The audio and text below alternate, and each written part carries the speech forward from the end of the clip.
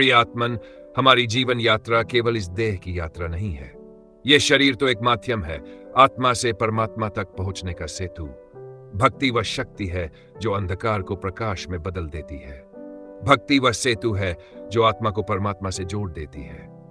और इस चैनल का हर प्रयत्न यही है कि जीवात्मा का आत्मा से मिलकर परमात्मा तक पहुंचने का मार्ग बने। आत्मन, स्वागत है आपका इस परम यात्रा में।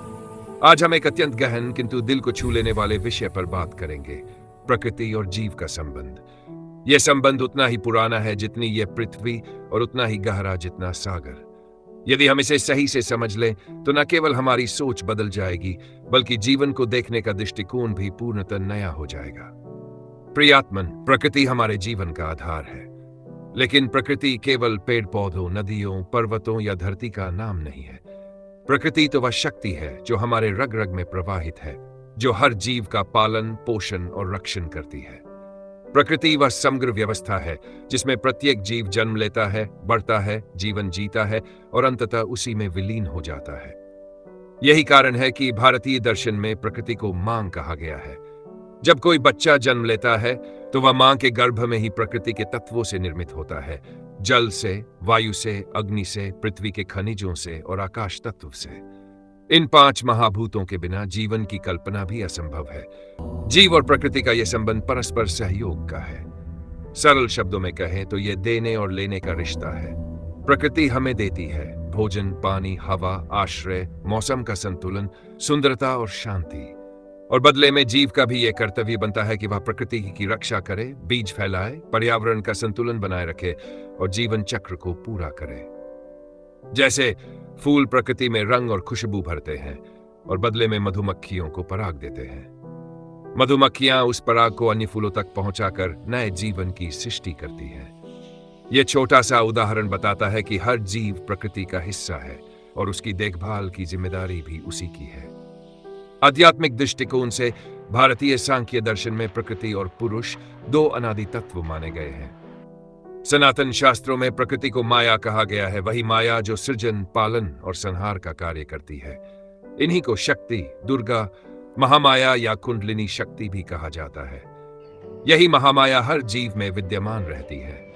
वही हर जीव का पालन, पोषण और संहार करती है। वही जीवों को उनके कर्मों और प्रारब्ध के अनुसार जीवन जीने के लिए बाध्य करती है। इसी प्रारब्ध के अनुसार जीवों के रंग, रूप और स्वभाव भिन्न भिन्न बनते हैं और यह सारा प्रबंध प्रकृति या महामाया के अधीन होता है। केवल मानव ही ईश्वर की भक्ति और आत्मज्ञान से इस प्रकृति के बंधन से मुक्त हो सकता है। बाकी के जीव अपने कर्मों से बने प्रारब्ध को भोगने के लिए ही बाध्य रहते हैं। प्रकृति में सत्व, रज और तम ये 3 गुण होते हैं और वह इन तीनों की संचालक है। जबकि पुरुष चेतन, शुद्ध और अचल है। वह केवल साक्षी है जो देखता है, अनुभव करता है, पर स्वयं परिवर्तन नहीं करता। यह चेतन ही आत्मा है। जब यह आत्मा पुरुष प्रकृति से जुड़ती है तब संसार और अनुभवों की लीला प्रकट होती है।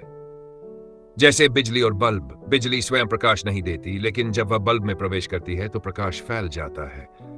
प्रकृति मां भी है और गुरु भी। जब हम जीवन की कठिनाइयों से थक जाते हैं तब प्रकृति की गोद में शांति मिलती है। जंगल की हरियाली मन को हल्का कर देती है। नदी का किनारा हमारी उलझनों को बहा ले जाता है।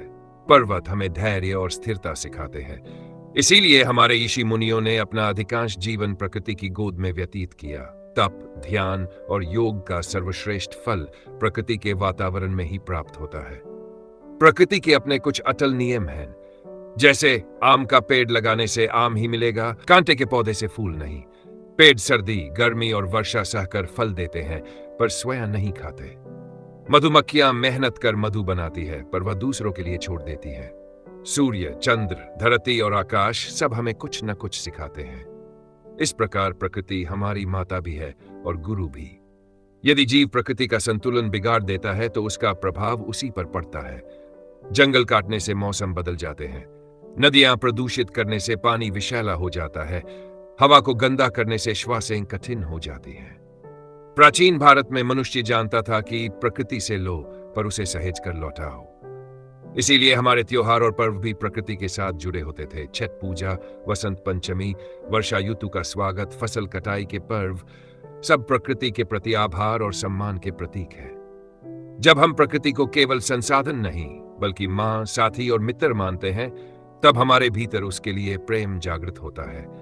जब हम एक पेड़ को पानी देते हैं तो केवल उसका जीवन नहीं बचाते, बल्कि अपने भीतर करुणा का बीज भी बोते हैं।